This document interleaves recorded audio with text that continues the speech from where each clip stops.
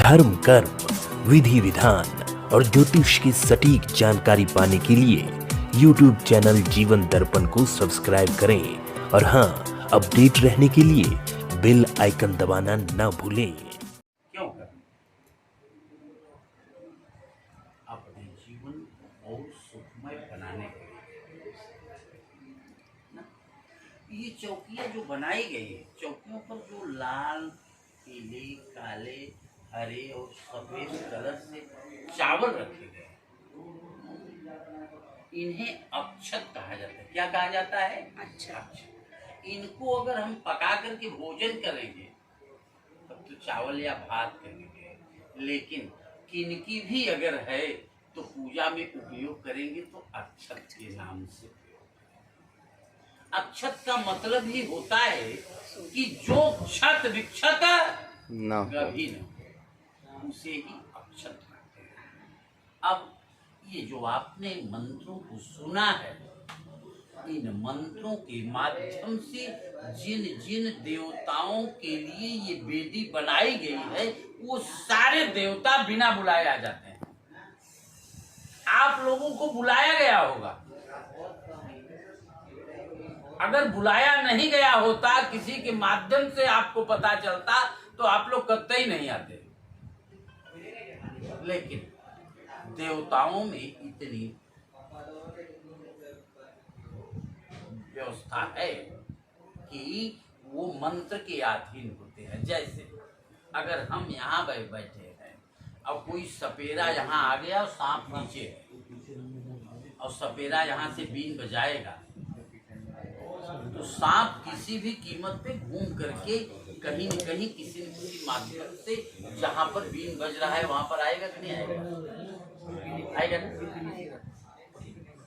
क्या सपेरा कहता है कि तुम आओ इधर? कहता नहीं।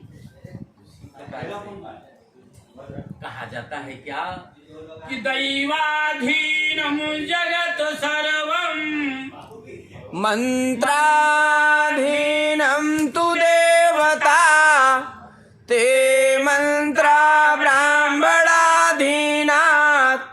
तस्मात् ब्राह्मण देवता। सारा संसार देवताओं के ऊपर अधीन है। आज के 7-2 साल पहले मैंने सुना था, देखा तो नहीं था, कि बदलापुर का एक तल डूब गया था। 3 तल डूब गया था। आप समझ लीजिए, ये दैवाधीन है। माने क्षण में कम न जानाति विधाता किम करिष्यति, कब क्या हो जाए ये हम आप आकलन इसका नहीं कर पाए। ये भगवान के ऊपर है।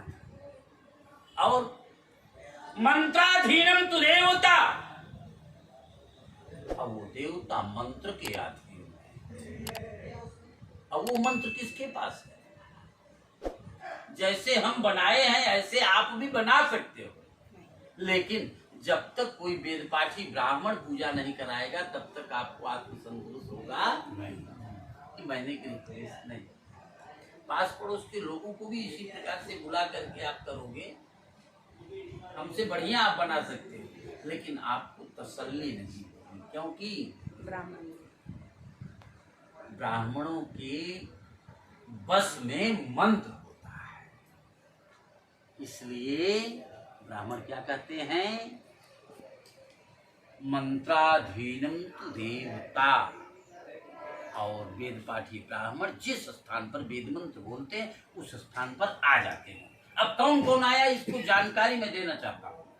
जैसे सुबह आपकी धर्मपत्नी कुलदेवी को मैंने कहा कि कुलदेवी आपकी गांव में है, वहाँ जाकर के नीम के पेड़ के पास में नारियल को कुछ भेज देना है, देकर के आइए। तो उनका स्थान वहाँ बना है। देखिए वहाँ 16 सुपारी रखा गया होगा। कुलदेवी की जब हम आप पूजा करते हैं ना, तो हमारा आपका उत्तरोत्तर विकास होता है, उत्तरोत्तर विकास होता है। समझ रहे? कभी कभी व्यक्ति की अवनति में कुलदेवी भी सहभागिता बनाती है। लोग कहते हैं भैया कुलदेवी तुम्हारा नाराज है, इसलिए कुलदेवी की पूजा करना जरूरी होता है। इसलिए कुलदेवी को भी यहाँ पर बैठाया गया है, यहाँ पर बुलाया गया।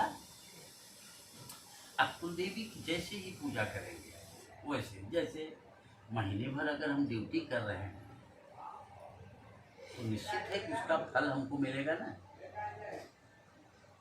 किसी न किसी रूप में तो फल मिलेगा। अगर कुलदेवी की पूजा हम कर रहे हैं तो कुलदेवी निश्चित हमारे आपके जीवन में धन धान्य की वृद्धि करती। कुलदेवी की पूजा करने से बहू बहुत काबिल आती है,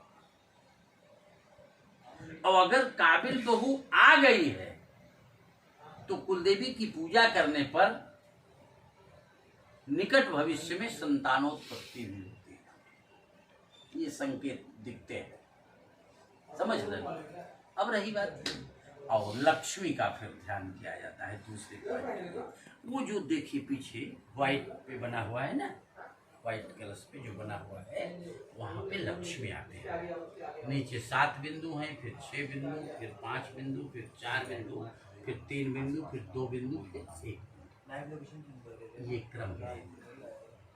ये स्थिर लक्ष्मी आती है। लक्ष्मी आने के भी कई आधार होते हैं। जैसे आप को कोरला से यहाँ आने के लिए कई साधन हैं। बाई रोड भी आ सकते हैं, अपने साधन से भी आ सकते हैं, बाई ट्रेन भी आ सकते हैं, समझ रहे हैं। तो साधन तो कई हुआ, उसी प्रकार से लक्ष्मी को आने का भी कई साधन होता है, कई वाहन होता है। तो यहाँ पर लक्ष्मी का वाहन क्या है, आप लोग क्या जानते हैं? बताइए, कुछ बताइए अवस्था। लक्ष्मी का वाहन उल्लू आपने बताया ना, तो उल्लू का, लक्ष्मी का वाहन उल्लू है, ये कंफर्म है। लेकिन उल्लू पर जब बैठ करके आती है ना तो बड़ी जल्दी आंधी तूफान जैसे आती है, और जाता भी बड़ी जल्दी है, समझ रहे हैं। तो यहाँ पर जिस लक्ष्मी का ध्यान हम आप करने चल रहे हैं, जिस लक्ष्मी को हम आप बुला रहे हैं, वो गरुण वाहिनी लक्ष्मी का बुला रहे हैं, वो गरुण वाहिनी लक्ष्मी का हम बुला रहे हैं। इसलिए वो स्थान और सप्तगत मातर के रूप में उसे हम जानते। जब उनकी पूजा हम आप कर लेते हैं तब 3 विशेष प्रकार की देवियां होती हैं ना। अब जैसे 3 देवताओं के बारे में तो हमने बतलाया आपको वहां ना, ब्रह्मा, विष्णु और महेश। 3 देवताओं की पत्नी कौन है? ब्रह्मा की पत्नी का नाम है सरस्वती, और विष्णु की पत्नी का नाम है लक्ष्मी, और शिव की पत्नी का नाम है पार्वती। समझ रहे हैं। ये तीनों देवियां ही यहाँ पर त्रिशक्तियों के रूप में हम आप ध्यान करते हैं। अब त्रिशक्तियों को अगर पूछेंगे कि त्रिशक्तियों का नाम क्या है, तो त्रिशक्तियों का नाम है महाकाली, महालक्ष्मी, महासरस्वती। अब इसमें उल्टा क्यों हो गया? पहले तो ब्रह्मा का नाम लिया गया, तो ब्रह्मा की पत्नी का नाम तो सरस्वती है, सरस्वती सबसे पीछे क्यों चली गई? और सबसे पीछे शिव थे, तो शिव की पत्नी ही काली के रूप में आई, वो आगे क्यों हो गई? इसमें भी एक इतिहास जुड़ा हुआ है। वह इतिहास क्या है कि जब देवासुर संग्राम हुआ, तो देवासुर संग्राम में सारे दैत्यों से देवता पराजित हो गए।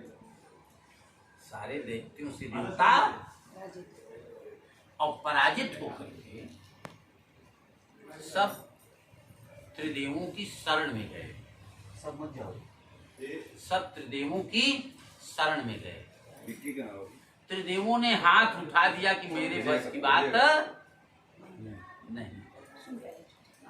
लेकिन अच्छा ये बताइए, जैसे यहाँ पर हम 4 ब्राह्मण हैं, आप 10, 20, 25 मिनट ना, अगर हम भी नहीं बोलेंगे 10-20 मिनट तो आप क्या करोगे? आप तो कहोगे कि महाराज पूजा क्यों बंद किए हो, कहोगे कि नहीं कहोगे ना, क्योंकि हम पूजा कराने के लिए आए हैं। तो लोगों ने, देवताओं ने अपनी सुरक्षा के लिए आपसे प्रार्थना किया और कोई बोल नहीं रहे हो, तब शंकर जी ने ये कहा, देखिए अब त्रिदेवों की शक्ति तो क्षीण हो चुकी है, त्रिशक्तियों का ध्यान करें। समझ रहे हैं? जैसे अगर आपके पास पैसे नहीं है कभी, तो आप कहते हो ना कि देखो भाई, तुम अपनी मम्मी से पूछ लो, उसके पास है तो ले लो, तुम्हारे पास है ना, मम्मी के पास तो रहती नहीं। तो त्रिशक्तियों का जैसे ही ध्यान किया वैसे ही काली जी प्रकट हो गई, वैसे ही काली जी। और काली जी जैसे हम आपको बुलाएंगे कि अशोक जी इधर आइए, तो आपको आने के बाद में अगर हम कुछ कहेंगे नहीं तो आप 2-5 मिनट बाद तो कहोगे कि नहीं गुरु जी आपने क्यों बुलाया। तो काली जी जैसे ही प्रकट हुई कही कि आप लोग हम क्यों बुलाया। तो काली जी से देवताओं ने कहा कि राक्षसों ने मेरी संपत्ति छीन ली है और मुझे पदच्युत कर दिया है, उनसे मेरी संपत्ति वापस चाहिए और मुझे उनसे सुरक्षा चाहिए। तो काली का मतलब है कि क्रोध में थी वो, और कही कि ठीक है, आप लोगों ने त्रिशक्तियों में सबसे पहले हमारा ध्यान किया है, इसलिए हम आप लोगों को सुरक्षा देंगे। तो काली जी जैसे पानी पूरी खाता है ना कोई व्यक्ति, मुंह में डालने पर दांत चलाने की जरूरत नहीं, बंद किया तो वो नीचे चला जाता है, उसी प्रकार से सब राक्षसों को लेकर के, और इतना क्रोध काली का बढ़ गया कि काली बहुत आगे बढ़ी। और क्रोध में व्यक्ति की निगाह ऊपर ही रहती है, नीचे निगाह नहीं रहती। काली जी जब ऊपर निगाह लेकर के चलने लगी और क्रोध उनका कम नहीं हुआ, सारे दैत्य भी खत्म हो गए, यहाँ तक कि देवताओं की भी स्थिति गड़बड़ हो गई कि देवताओं को भी खा सकती है। तब शंकर जी ने कहा कि अब मुझे इसका ब्रेक लगाना है, नहीं तो गड़बड़ होगा। तो जिस रास्ते से काली जी गुजर रही थी और उस रास्ते पर जमीन पर शंकर जी ने अपना बाल रूप बना करके जमीन पर ले, और काली जी का निगाह ऊपर था, जा रही थी, और शंकर जी के शरीर से जब स्पर्श हुआ तो नीचे निगाह करती है, देखते हैं कि मेरे पति। तब कोई भी महिलाएं यदि गलती करती हैं तो चक चक करती है ना, अपने जीभ से दांत को दबाती है कि नहीं, जीभ को दांत से दबाती है ना कि राम राम करती है, राम राम करती है ना। तो काली जी ने अपने पति को अपने पैर से अनजान में स्पर्श कर लिया था, इसलिए संकल्प कर लिया कि जब तक मैं काली के रूप में रहूंगी तब तक जीव अंदर। और अपने भक्तों को ये कहा, यदि सारे लोग त्रिशक्तियों में सबसे पहले मेरा स्मरण करेंगे, मेरी पूजा करेंगे, तो उन भक्तों के ऊपर आने वाली सारी विपत्तियां हम ले लेंगी और वह लक्ष्मीवान बन जाएगा। इसलिए सबसे पहले हम काली का ध्यान करते, समझ रहे हैं। दूसरे पॉइंट में लक्ष्मी का ध्यान करते हैं, तीसरे पॉइंट में सरस्वती का ध्यान करते हैं। जैसे अब ये पंखा क्यों चलाया जा रहा है? पंखा गर्मी को समाप्त करने के लिए चलाया जा रहा है ना। अगर पंखे से गर्मी समाप्त नहीं होगी तो हम आप संभव होगा तो एसी भी चला सकते हैं, लेकिन पैसा का गर्मी अगर आ जाता था नहीं मनई सनक ही जाता, तो सरस्वती की जरूरत पड़ती है। इसलिए त्रिशक्तियों का ध्यान हम आप पहले कर रहे। अब इसके बाद में जब लक्ष्मी जी आ गई, जैसे अभी तक आप लोग कुरला में रहते थे, छोटी व्यवस्था में सब लोग रहते थे, जब भगवान की कृपा बनी, पूर्वजों का आशीर्वाद बना, नया मकान खरीदने का मन बना, तो वास्तु की पूजा हम आप करते हैं। ये आपके पूरे मकान का बायोग्राफी है, ये विधि आपके पूरे मकान का बायोग्राफी है।